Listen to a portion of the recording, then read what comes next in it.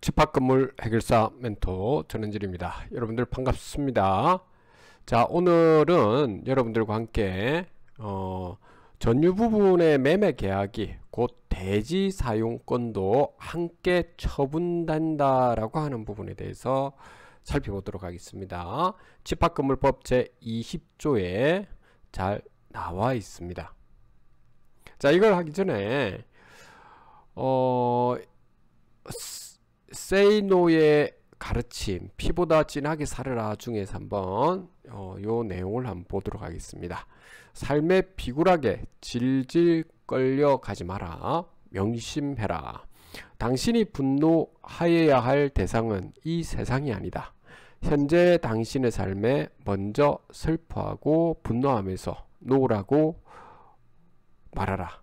그리고 당신의 삶을 스스로 끌고 나가라. 당신이 주인이다 라고 이런 이야기입니다. 삶이 그대를 속이면 분노하라. 자, 인간에게는 자유의지가 있게 되는데 자유의지가 또 무엇인지 이런 이야기를 또 물음을 던지게 되었을 때 우리는 또다시 혼란에 빠지기도 합니다. 자, 분명한 사실은 우리 스스로가 세상을 기준을 잡아서 판단을 해야 되는데 이 판단에서의 가장 중요한 점은 스스로가 무지하기 때문에 더더욱 세심하게 살펴보고 그리고 마지막 선택은 여러분들 스스로가 해야 된다라고 하는 점입니다. 자, 요 정도 말씀드리고 자, 오늘 시작하도록 하겠습니다. 전유 부분과 대지 사용권의 일체성입니다. 구분 소유자의 대지 사용권 이렇게 놨습니다. 그가 가지는 전유 부분의 처분에 따른다 이렇게 돼 있죠. 여러분들이 만약에 503호의 소유자라고 하겠습니다. 그러면 이 소유자분은 있죠. 그 땅 있잖아요. 땅. 대지 사용권도 가지고 있다는 거고요. 그리고 그 503호를 갖다가 매도를 했을 때 대지 사용권, 대지권까지도 같이 팔린다라고 하는 것이죠. 우리가 보통 요 대지라고 하니까 이게 대지 요 부분인데요. 크게 보면 건축물상에 이렇게 땅이 있으면은 이 땅에다가 이렇게 건물을 짓잖아요. 그렇죠? 그런데 우리가 이렇게 건물을 지을 때 단독주택으로 지었을 때는 일반 건축물이라고 하죠. 일반 건축물. 그런데 반해서 이 대지에다가 이렇게 건물을 지었는데 이렇게 쫙 쪼개 가지고 분양하는 거죠. 그러니까 한 사람 구분 소유권을 가지고 이렇게 사람 분양하는 것이 구분 쪼갠다. 쪼갤 분자. 양은 수분양자한테 양도한다 이 말인 거죠. 그러니까 아파트도 분양을 하는 거고 그렇죠. 집합 건물도 여러분들 분양을 하는 거잖아요. 그렇죠. 이렇게 분양해서 이렇게 받는 이런 부분 있죠. 자, 이렇게 두 가지로 우리는 일반적으로 대지가 이렇게 크게 이렇게 나눠질 텐데 첫 번째 일반 건축물 같은 경우는 이 토지와 이 건물을 보통 같이 가지고 왔잖아요. 그렇죠? 별도로 이렇게 있는 사람들도 있긴 하지만 그거는 우리는 여기서는 논의하지 말고요. 보통 여러분들 건물을 이렇게 일반 건축물로 해가 뭐 단독주택 같은 경우는 이 대지하고 이 건축물하고 이게 지금 일치하는데 반해서 집합건물 같은 경우에는 이렇게 각 구분 소유자마다 분양을 받아가지고 이렇게 호실호실마다 이렇게 있기 때문에 이 전유 전유 부분의 소유자분들이 다 모여가지고 대지권을 공유하고 있는 거잖아요. 그쵸? 그러니까 각 호실별로 여러분들이 만약에 매도를 하게 되면 요 대지에 대한 처분권까지도 함께 따라서 처분된다는 거죠. 사용권도 마찬가지고요. 구분 소유자는 그가 가지는 전유 부분과 분리하여 대지 사용권을 갖다가 처분할 수는 없다라고 하는 것이죠. 다만 규약으로 달리 정하는 경우는 그러하지 아니해야 되는데 이런 경우는 거의 없다라고 보면 됩니다. 거의 드뭅니다. 거의 드뭅니다. 제가 지금까지 우리 집합 건물에서 이렇게 별도로 있죠. 되어 있는 경우는 보지를 못했고요. 딱 한 번 봤습니다. 딱 한 번 봤습니다. 한 번 봤는데 이 건물이 구분 소유자로 되어 있고 대지는 다른 사람들 명의로 되어 있어 가지고 구분 소유자들이 다시 이 토지에 대한 그 임차를 갖다가 또 돈을 주고 이렇게 해야 될 부분이 있기 때문에 지상권을 가지고 있더라도 그래서 이게 관리단 집회를 통해 가지고 소유자분들이 요 부분까지 땅을 대지를 사는 경우가 있었습니다. 한번 그런 데가 제가 본 적이 있었습니다. 그래서 요런 경우는 아주 드뭅니다. 아주 드뭅니다. 제2항의 본문에 분리처분금지는 그 취지를 등기하지 아니하면 선의로 물건을 취득한 제3자에게 대항하지 못한다. 자, 요 말씀도 알겠습니까? 보통 우리는 집합 건축물 대장에 여러분들 보면 있죠. 대지에 대해서는 별도로 나와 있지가 않게 되죠. 다시 말해서 여러분들이 보면 집합 건물에서는 표제부가 나와 있고 전유부가 나와 있죠. 그렇죠? 그래서 전유부만 나와 있다라는 말이 있죠. 우리는 호실별로 해서 여러분들 호실에 있는 소유자분들이 매수를 하면 대지권까지도 같이 가져가는 것이죠. 자, 그 다음에 제2항 단서의 경우에는 제3조 제3항을 준용한다 라고 하는 부분도 이렇게 지금 되어져 있는 사항이죠.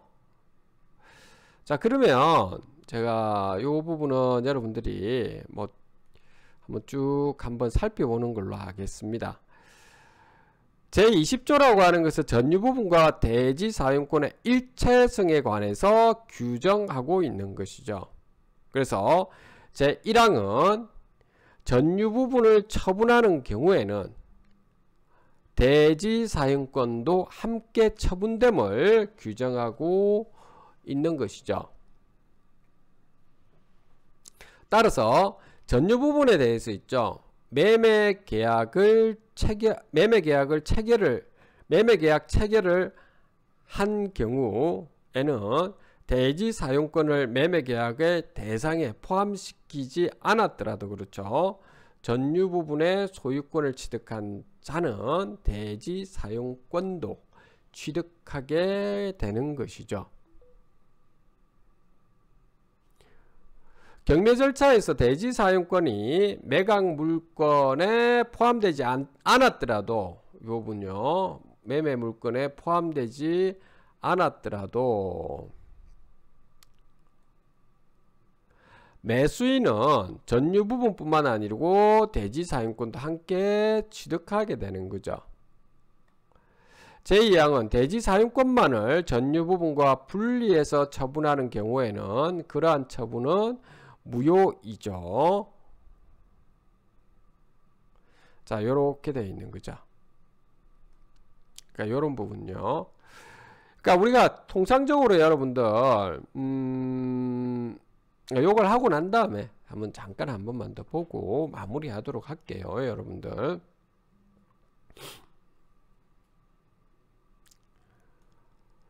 갑은 아파트 구분 소유자라고 합니다. 갑은 대지에 대해서 공유 지분을 갖고 있죠.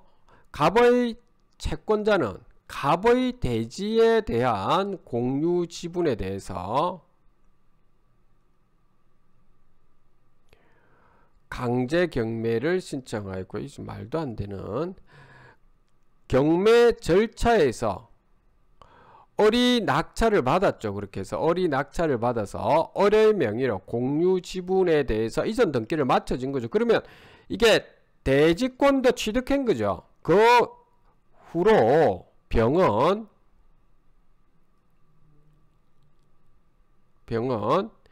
갑이 소유한 전유 부분을 매수해서 소유권 이전 등기를 마친 거죠. 그렇죠?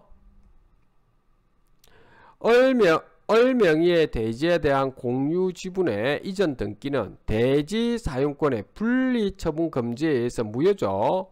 그리고 을이 경매 절차에서 등기부 등본, 경매물건 명세서, 현황 조사 보고서, 평가서 등을 통해서 공유 지분의 목적이 되는 토지가 아파트의 대지라는 점을 알았더라면 선의 제3자라도 주장할 수가 없는 거죠. 따라서 을은 갑의 대지에 대한 공유 지분을 취득할 수 없는 거죠. 을은 요거요, 채권자 말하는 겁니다. 오히려 갑으로부터 전유 부분을 매수한 병이 대지 사용권의 수반승에 의해서 갑의 공유 지분을 취득하게 된다라고 하는 것입니다. 그래서 전유 부분을 여러분들 취득하면 대지권까지도 취득하게 된다라고 생각하시면 되겠습니다. 물론 공유로 지분을 가지고 있는 것이죠.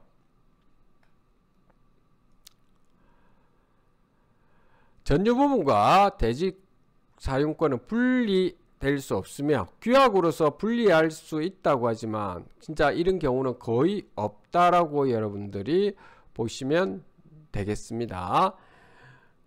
집합 건물의 대지에 대해서 대지권인 취지가 등기가 있다면 더 이상 대지 사용권만을 전유 부분과 분리해서 처분할 수는 없는 것이죠. 그래서 대지에 대해서만 소유권 이전 등기라든지 그 다음 저당권 설정 등기, 그 밖에 이와 관련되어 있는 등기를 할 수가 없다라고 하는 것이죠. 그래서 여러분들께서 지금 우선적으로 보셔야 될 부분이, 자 이제 마무리 좀 하겠습니다. 그냥 여러분들 그 오늘 참고적으로 저도 공돌이다 보니까 원래 그 건축과하고 있죠. 건축과학과 그 공돌이 중에서 여러분들 아시는 분들은 있을 겁니다. 요거 차이점이 있죠. 요거 집합 건물 이거 관련이 있어서 그런 겁니다. 건축과가 일반적으로 건축 그 설계사무소 있죠. 그러니까 요 대지 있죠. 이게 시행사가 요 땅을 갖다가 이렇게 사고 난 다음 PF 자금 당겨 가지고 이 건물을 지을 때 누구한테 갑니까? 그렇죠. 건축 설계사한테 가는 거죠. 이 건축가 출신들한테 가는 거죠. 이 건축가는 보통 5년을 보통 학교를 다니죠. 그래 마치고 앉아 자격증 따가지고 이렇게 하는 거죠. 그러면 이 건축사께서 있죠. 이게 그 전반적인 이 건물에 대한 정말 설계를 하고 이 법적인 것도 다 보게 되는 거죠. 그렇게 나중에 분양까지 다 마무리가 되게끔 이렇게 하는 거죠. 그에 반해서 건축공학과는 어떤 겁니까? 이 구조역학적인 거, 그러니까 건물에 얼마만큼 튼튼하게 지어져 있는가, 뭐 혹시 하자가 뭐가 있느냐 이런 부분 있죠. 이런 거 보는 거죠. 그러니까 최초에 여러분들 건물이 지어질 때, 땅덩어리가 지어질 때는 이게 건축사를 통해 가지고 우리가 다 이렇게 보고 이렇게 하잖아요. 제가 무슨 말씀을 드리고 싶으냐면, 최초에 여러분들이 이 건물이 지어질 때 여러분들한테 분양을 하게 되었을 때, 그때는 여러분들 어느 위치에 부동산이 있는가도 여러분들 보고, 그리고 주변 환경 이런 것까지 다 고민해 봐야 되겠죠. 그리고 여러분들이 매수를 하면 되겠죠. 그 다음에 뭘 해야 된다 했습니까, 여러분들? 그리고 관리단을 잘 조직 구성을 해서 잘 만들어야 되는 거죠. 그리고 나면 이게 여러분들의 집합 건물의 자산 가치는 많이 높아지게 된다라고 말씀드렸었습니다. 그 과정에서 중요한 부분은 우리는 법률에 규정된 대로 따라서 있죠. 거기에 따라서 여러분들이 투명한 공개와 그 효용, 경제적 효용을 따져가면서 여러분들이 건물의 보존 관리와 여러분들 그 상가 같으면 상가 활성화를 시키고, 아니면 호텔 같으면 호텔 영업을 잘하는 부분, 이런 부분을 좀 보시면 되겠죠. 그래서 오늘 여러분들 이렇게 제가 말씀드리고자 하는 이유는 있죠. 방금 전유부분 매매 계약이 곧 대지과 함께 처분된다라고 해놨는데, 꼭 여러분들 집합 건물에서 아까 분리되어 있는 것도 있지 했잖아요. 전유 부분하고 대지 부분하고 그런 것도 있을 수 있으니까, 거의 드문데 있을 수도 있기 때문에 그 토지와 관련된 부분을 알고 싶으면 토지 대장하고 이런 걸 다 떼보시라는 거죠. 토지 대장도 떼보시고요. 또 토지에 대한 등기부도 한번 다 떼보시라는 겁니다. 건물을 지어질 때 보면 보통은 건물은 뭐죠? 건축물 대장도 떼보시고요. 집합건물 같으면 또 뭐죠? 등기부도 떼보시고, 이렇게 다 이렇게 보셔야 되고요. 그리고 PF 자금을 당겨 가지고 들어온 시행사 같은 경우는 여러분들 뭐를 봐셔야 된다 했습니까? 시행을 해서 분양을 할 때 여러분들이 뭘 제일 처음에 여러분들이 먼저 살펴봐야 돼. 신탁 원부를 반드시 여러분들이 분양을 받으실 분들은, 제가 제 그 유튜브에 보면 있습니다. 신탁 원부를 반드시 떼서 있죠. 신탁 원부를 꼭 살펴보시라고요. 아셨죠? 그렇게 해서 이런 부분을 다 좀 어느 정도를 알고 난 다음에 어느 시점에 여러분들이 매수를 할지 또는 분양을 받을지를 고민을 해보고, 여러분들 스스로가 자유의지로 충분히 여러분 스스로가 판단한 사항에서 매수를 하시라라고 하는 겁니다.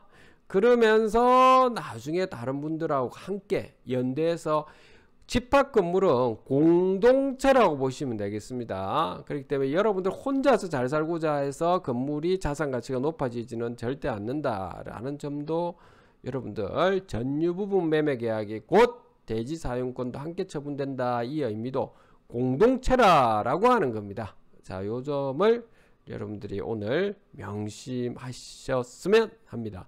좀 오늘 좀 이야기하는 부분이 약간은 제가